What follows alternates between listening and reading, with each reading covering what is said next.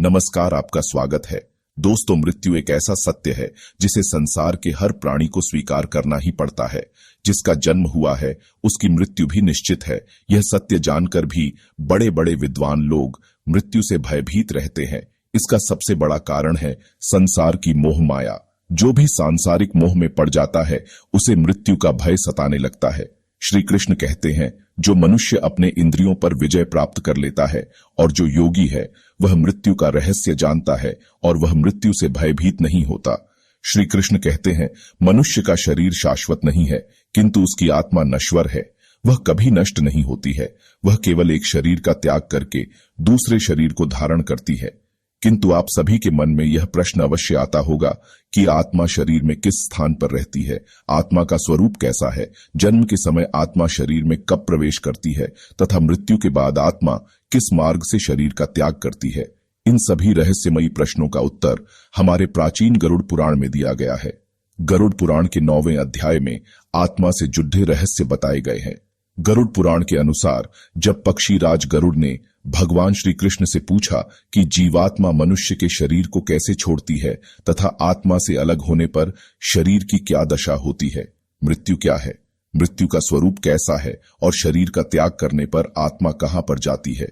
दोस्तों, वैज्ञानिक दृष्टिकोण से देखा जाए तो शरीर में आत्मा जैसी कोई चीज नहीं होती है, लेकिन विज्ञान इस बात को कभी समझ ही नहीं पाएगा, क्योंकि विज्ञान केवल उन चीजों को जान सकता है जो चीजें दिखाई देती हो अथवा जो चीजें महसूस की जाती है। लेकिन आत्मा का विज्ञान बहुत अलग है।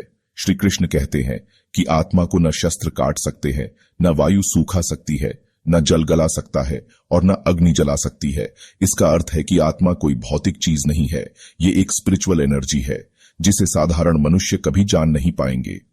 आत्मा के विषय में केवल भगवान और महान योगी लोग ही जान सकते हैं, जिनके पास रिद्धि सिद्धि जैसी आध्यात्मिक शक्तियां होती है। आत्मा के संदर्भ में ज्ञान देते समय भगवान श्री कृष्ण गरुड़ जी से कहते हैं, हे खग, यह प्रकृति परिवर्तनशील है और यह निरंतर बदलती रहती है। यह नष्ट होती है और पुनः निर्माण होती है, लेकिन इनको चलाने वाली ऊर्जा शाश्वत है। जैसे पतझड़ में पेड़ के हरे पत्ते सूखकर पीले होकर नीचे गिरने लगते हैं, लेकिन इससे वृक्ष नहीं मरता, बल्कि फिर से बसंत ऋतु में पुनः हरे पत्ते पेड़ पर लग जाते हैं। शीत ऋतु के बाद बसंत, ग्रीष्म ऋतु के बाद वर्षा, वर्षा ऋतु के बाद शरद और शरद के बाद फिर से शीत ऋतु दोबारा से आती है। ये सब निरंतर चलता रहता है।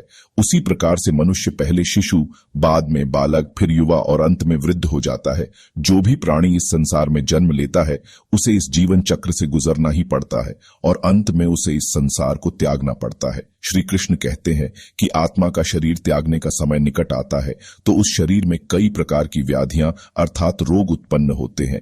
उसका शरीर क्षीण और कमजोर पड़ने लगता है। उसकी दृष्टि भी क्षीण होने लगती है। मुंह का स्वाद चला जाता है।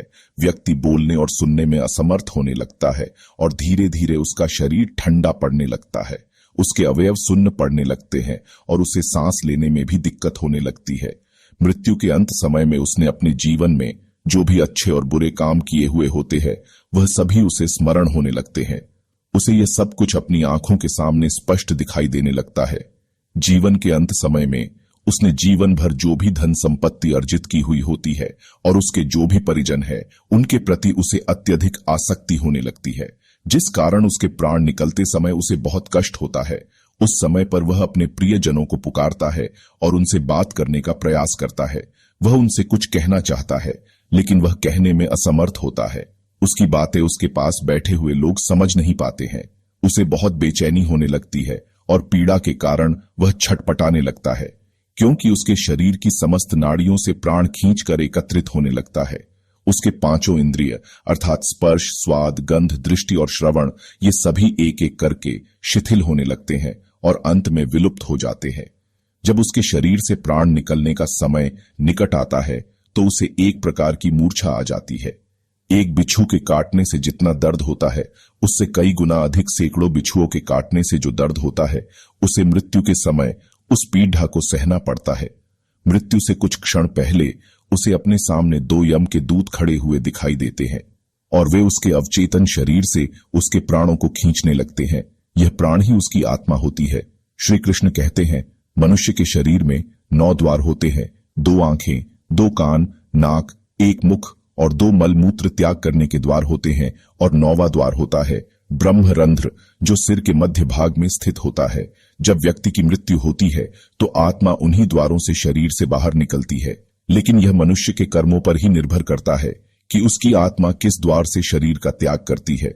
जो लोग श्रेष्ठ योगी, संत महात्मा होते हैं और सदैव भक्ति के मार्ग पर चलने वाले होते हैं, तो उनकी आत्मा उनके मस्तक में छिपे ब्रह्मरंध्र से बाहर निकलती है, अर्थात सहस्रार चक्र मार्ग से बाहर निकलती है।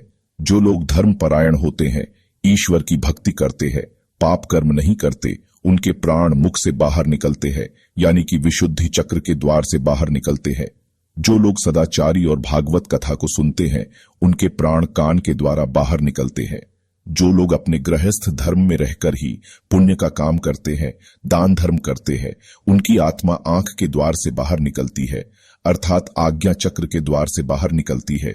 और जो लोग अच्छी सोच वाले होते हैं, बड़े पाप कर्म नहीं करते हैं, उनके प्राण नाक के द्वार से बाहर निकलते हैं। लेकिन जो लोग अत्यंत पापी और दुराचारी होते हैं, जो लोग झूठ बोलने वाले, कुकर्मी, दूसरों का अनिष्ट करने वाले, चोरी करने वाले, पापी होते हैं, उनके प्राण नीचे के मार्ग से निकलते हैं, अर्थात मूलाधार चक्र के मार्ग से आत्मा बाहर निकलती है। ऐसे प्राणी को मृत्यु के समय बहुत कष्ट होता है। ऐसे प्राणी की आत्मा को यम के दूत खींचकर बाहर निकालते हैं। जब आत्मा मुख के द्वार से बाहर निकलती है तो उसका मुख खुला हुआ रहता है। जब आंख के मार्ग से बाहर निकलती है तो उसकी आंखें ऊपर की ओर चली जाती है। जब आत्मा कान के द्वार से निकलती है तो कान से मैल बाहर निकलता है। जब आत्मा नाक से बाहर निकलती है तो नाक से मल निकलता है। वहीं जब आत्मा नीचे के मार्ग से बाहर निकलती है तो मल मूत्र बाहर निकलते हैं। इस प्रकार से यमदूतों के द्वारा आत्मा को शरीर से बाहर निकाला जाता है। श्री कृष्ण कहते हैं, जब मनुष्य की मृत्यु का समय निकट आता है तो उसे अपने अंत समय में सभी सांसारिक भोगों का त्याग करके केवल ईश्वर का ध्यान करना चाहिए, जिससे उसे पीड़ा सहन करनी न पड़े और उसे मोक्ष की प्राप्ति हो, मृत्यु के बाद उसे नरक में न जाना पड़े। तो दोस्तों, इस प्रकार से भगवान श्री कृष्ण ने गरुड़ जी को मृत्यु के संदर्भ में महत्वपूर्ण ज्ञान की बातें बताई हैं। उम्मीद है आपको यह जानकारी अच्छी लगी होगी। वीडियो को लाइक जरूर करें और कमेंट में जय श्री कृष्ण लिखना न भूलें। साथ ही चैनल को सब्सक्राइब करें। आप सभी का धन्यवाद।